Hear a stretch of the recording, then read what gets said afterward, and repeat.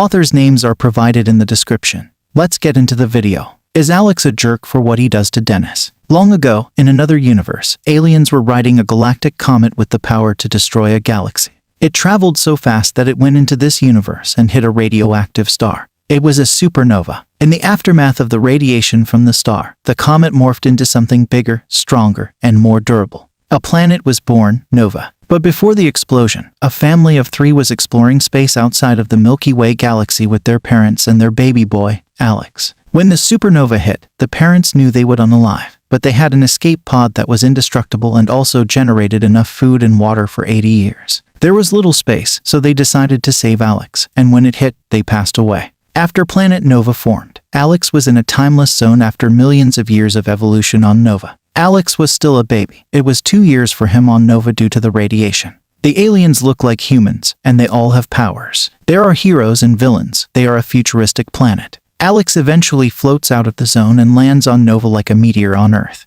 He is adopted by his new parents, Dan and Jill. Dan has fire powers. He is also a cop. And Jill has ice powers. She is also a karate master. Alex doesn't have powers, so he is different. And he wants to be a hero. So when he was 14, with his science, tech, and weapon smarts and the help of his 3 friends, Sam, Max, and Alice, who all have electric, plant, and teleportation powers, respectively, Alex made a suit with built-in weapons and power from kinetic energy. Now Alex can be a hero. He is known as Ultra X. Alex has his first mission when criminals are robbing a bank. They knock out the guards with all of their super strength. Then Alex comes in. He learned karate from Jill, and he also learned how to aim from Dan, which he uses with the mini crossbow on his wrist. Hidden in his shoulders are nunchucks and a mace. He has ninja stars, an indestructible metal-spiked baseball bat, and bouncy shoes. Because of the kinetic energy, every time he gets hit, the suit recharges. He is able to hold his own.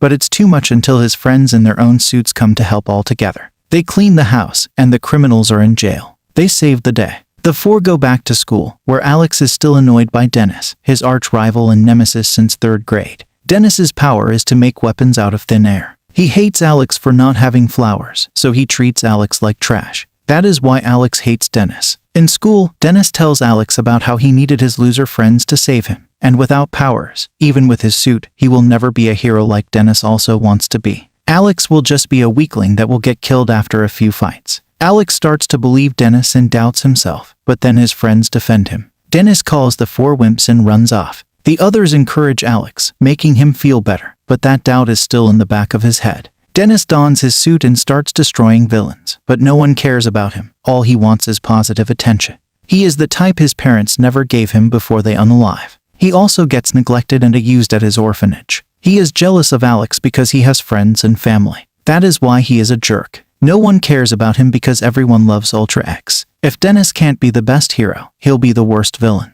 Meanwhile, Max is talking to trees, which is one of his powers. He can talk to all plants since they are all alive, but only Max can hear them. Since trees are connected to the earth, they see everything. They see Dennis planning something bad, but before they can warn Max, Alice teleports to him and grabs him for help with a crime. Dennis meets his only friends Jack, Lily, and Stacy, who have toxic radiation, shockwave, and telekinesis powers, respectively. They were also neglected and abused by the orphanage. He had 4 plans to destroy the city, but first they destroyed the orphanage, unaliving everyone, and then they recruited lots of bad guys to wreak havoc on the city. First graders on a field trip are trapped in a broken bus that has crashed. There is an evil group about to unalive them all, then Dan shows up. He gets bruised, but he is able to win against the odds, but he is badly injured in the hospital. Jill is by Dan's side, and Alex would be there if he were not too busy fighting to save lives. Dennis learns about Dan.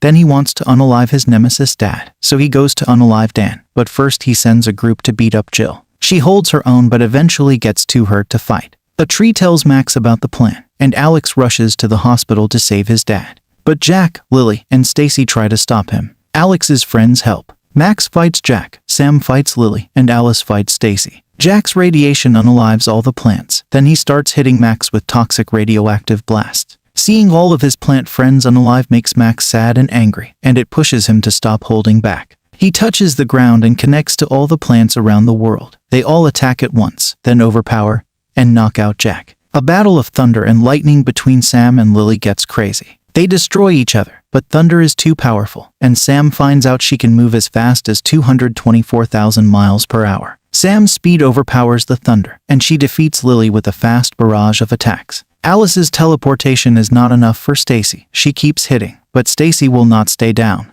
Punches and kicks won't do it. And it does not help that her reflexes are not fast enough to douse Stacy's telekinetic attacks, like throwing things at her. But then Alice finds out she can teleport anything to anywhere, so she sends metal things onto Stacy's head before landing the final punch. Alex gets to the hospital at the same time as Dennis, and the fight is on. They destroy each other. They are equally skilled. Dennis keeps pulling out weapon after weapon. It is too much for Alex to handle. Dennis breaks the nunchucks with a hammer and melts the mace with a blowtorch, then crushes the wrist crossbow. Before Alex passed away, he unleashes his trump card, where his suit CPU fights for him. It wrecks Dennis with karate and the baseball bat. Before Dennis gets the jump on Alex with a sword to the stomach, with Alex impaled and on the floor, Dennis plans to unalive Dan and Jill with a chainsaw. While Alex is on the floor, he sees the discarded sword and blowtorch. He heats up the sword until it's glowing hot. When Dennis is about to finish, Dan and Jill Alex charge at him with the hot sword. Dennis is impaled, and they go through the window. The heat is making Dennis's blood boil, so he is in pain.